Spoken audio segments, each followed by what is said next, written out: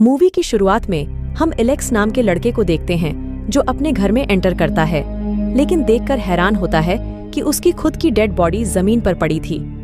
वह शॉक हो जाता है और उसे वहां पर एक एनवलप मिलता है जिस पर उसमें ओपन करने का इंस्ट्रक्शन था। एनवलप के अंदर उसे एक पेन ड्राइव मिलती है। एलेक्स अपने कंप्यूटर में उसे लगाता है जिसमें उसे खुद का ही वीडियो मिलता है जो कि फ्यूचर से है। वो उससे कहता है कि वो ड्रग्स के नशे में नहीं है और अपने पूरे होश आवाज में है।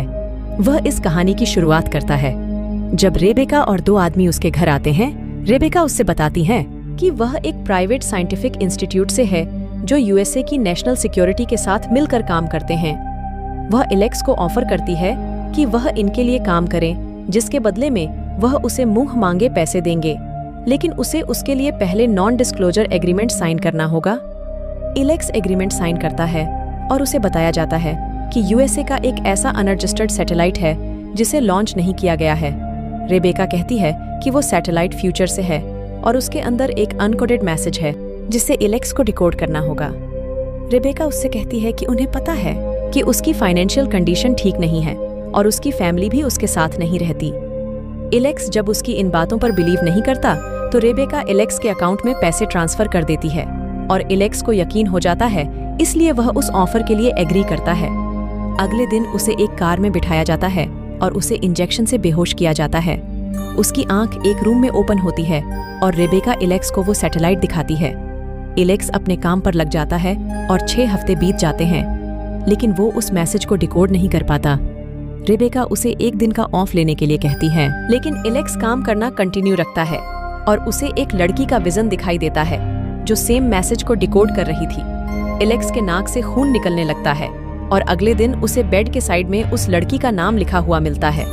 जल्दी एलेक्स मैसेज के कुछ पार्ट को डिकोड कर लेता है जिसमें एक अननोन डिवाइस की ड्राइंग थी। रेबेका उससे कहती है कि उसका काम खत्म हुआ और उसे घर भेज देती है। एलेक्स की आंख अपने घर पर खुलती है।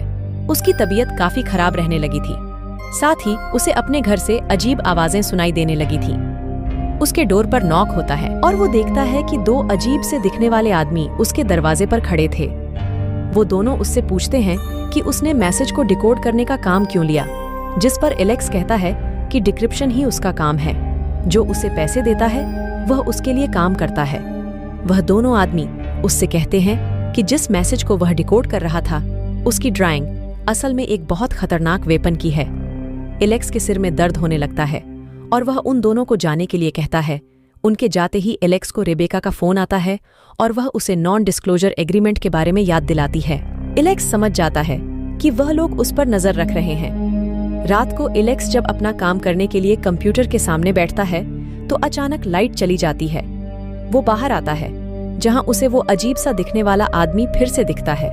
वो आदमी अचानक बड़ा होने लगता है। एलेक्स डर कर अंदर चला जाता है। इस आदमी का साइज और ग्रो होने लगता है और एलेक्स अपनी विंडो पर खड़ा होकर उसके हाथ को टच करता है और यहीं पर सीन कट हो जाता है।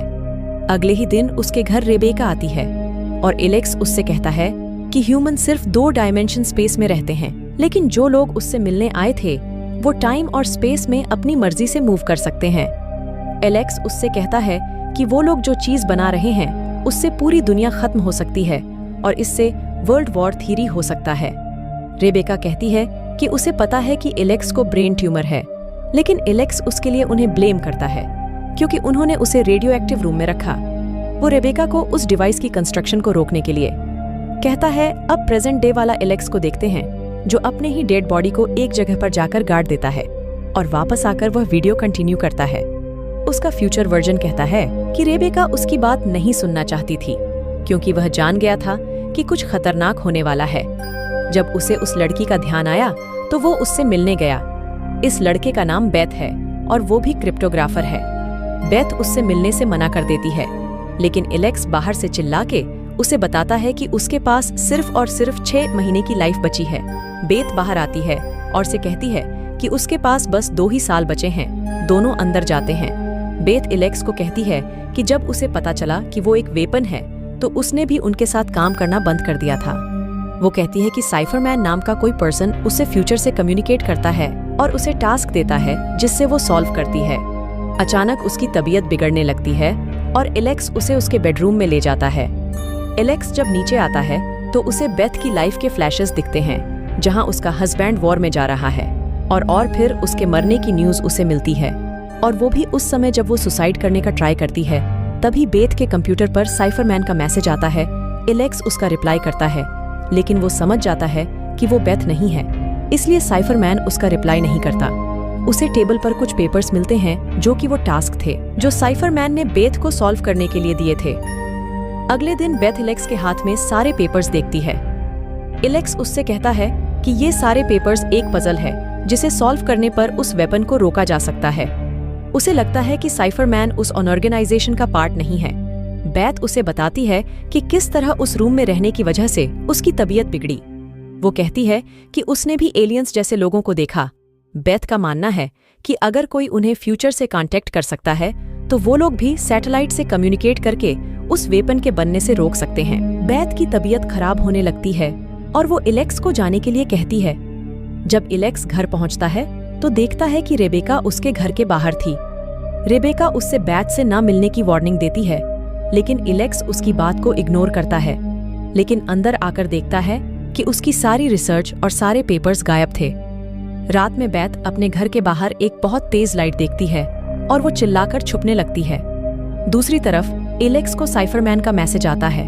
एलेक्स को लगता है कि वो रेबेका है, लेकिन वो मना करता है। तभी वहां पर बेथ आती है और वो कहती है कि उसे यहाँ पर साइफरमैन ने भेजा है ताकि वो दोनों मिलकर उस फ्यूचर टेक्नोलॉजी को डिस्ट्रॉय कर सके। दोनों साथ में बैठकर एक ऐसा वायरस रेडी करने में लग जाते हैं जो कि उस डिवाइस को खत्म कर सकेगा। तभी वहां रेबेका पहुंचती है। वो उन्हें बताती है कि वो ही साइफरमैन है जो कि इस खतरनाक वेपन को बनने से रोकना चाहती है। ये बात उसके रिप्रेजेंटेटिव्स को पता चल चुकी है। वो उन दोनों को इंस्टीट्यूट के फाउंडर का नाम देती है और उन दोनों को उसके पास जाने को कहती है। तभी बाहर एक कार आती है। एलेक्स और बेथ वहां से भाग जाते हैं, लेकिन रेबेका को मार दिया जाता है। एलेक्स और बेथ माइल्स नाम के साइंटिस्ट के पास पहुंचते हैं। माइल्स उन दोनों को पहले से ही जानता है।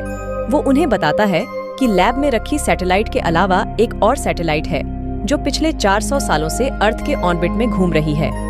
फ्यूचर से एलियन ह्यूमंस के ग्रो होने का वेट कर रहा है ताकि वह कैसे भी स्पेस तक पहुंच सके, जिससे वह उस सैटेलाइट में पहुंचकर उस मैसेज को एनक्रिप्ट करें। उस सैटेलाइट में एक ब्लूप्रिंट भी है जो कि एक ऐसी मशीन का है जिससे ह्यूमन इवोल्यूशन खत्म हो जाएगा। लेकिन जब माइल्स ने इस बारे में अपने कलीग्स को बताया तो सब ने उसका मजाक उड़ाया। वो कहता है कि एलियंस अलग अलग डायमेंशन में जा सकते हैं, लेकिन ह्यूमंस के डायमेंशन में वो अब भी इंटरफेयर नहीं कर सकते। लेकिन उस मशीन के बन जाने से एलियंस ह्यूमंस की डायमेंशन में एंटर करके कुछ भी कर सकेंगे। माइल्स उन्हें बताता है कि उसके गार्डन में पिछले 30 साल से एक एलियन रहता है जिसे सिर्फ वो ही देख सकता है। वो कहता है कि एलियंस की अपीयरेंस भी ह्यूमंस दिमाग के अकॉर्डिंग चेंज होती रहती है। एलेक्स कहता है कि हम लोग सैटेलाइट को तोड़कर सब कुछ खत्म भी तो कर सकते हैं। लेकिन माइल्स कहता है कि ऐसा भी हो सकता है कि उसका सारा डाटा उन्होंने कहीं और स्टोर कर रखा हो।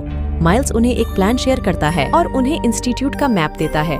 तभी उसके घर पर जोर से बैंग होता है।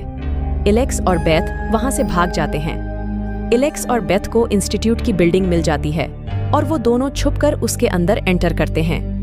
दोनों अपने प्लान को कामयाब करने के लिए अलग हो जाते हैं और एलेक्स एक गार्ड का अजीब बिहेवियर देखता है और जल्दी समझ जाता है कि इंस्टीट्यूट के अंदर टाइम एक लूप है। दूसरी तरफ बेड भी इस लूप में फंसने लगती है जब अचानक वो बॉम्ब को एक्टिवेट करके वहां से भागने लगती है, लेकिन टाइम लूप की वजह से वो दोबारा वहां पर पहुंच जाती है। एलेक्स एक डार्क रूम में बॉम्ब लेकर भागता है जब एक एलियन उसके पीछे आता है और उसे टच करके छोटे पार्टिकल्स में अलग कर देता है। जब एलेक्स की आंख खुलती है तो देखता है कि उसे बंधा गया है। वो खुद को एक ह्यूमनॉइड के सामने देखता है। एलेक्स सोचता है कि वो मर चुका है, लेकिन ह्यूमनॉइड कहता है कि ऐसा नहीं है। वो काफी क्यूरियस है कि ह्यूमन टाइम को किस तरह फील करते हैं। एलियंस के लिए टाइम और स्पेस जैसी कोई चीज नहीं है, लेकिन ह्यूमंस के लिए अगला हर एक स्टेप मिस्ट्री है और इसी चीज को एलियन फील करना चाहता है। जब एलेक्स दोबारा से बीमार होने लगता है तो एलियन उसे ऑफर करता है कि वो उसे वापस उसके बीमार होने से पहले वाले टाइम में बेच सकते हैं। एलेक्स कहता है कि उसे इंस्टीट्यूट जाना ही नहीं चाहिए था और उस ऑफर को एक्सेप्ट करना ही नहीं चाहिए था। एलियन सरप्राइज होता है क्योंकि वो अपनी सिचुएशन को चेंज नहीं कर सकता। तभी अचानक एलेक्स अपने रूम में पहुंचता है, लेकिन वह ये भी सोचता है कि सब चीजें ऑलरेडी हो चुकी हैं, शायद कल कुछ भी ना बदले। वो ड्राइव को एनवेल्प में डालता है। वो वीडियो के एंड में बेथ को भी वार्निंग देता है और एलेक्स को कहता है कि वो सब कुछ भूल जाए और अपनी लाइफ अपने तरीके से जिए। इसी के साथ ये मूवी यही खत्म होती है।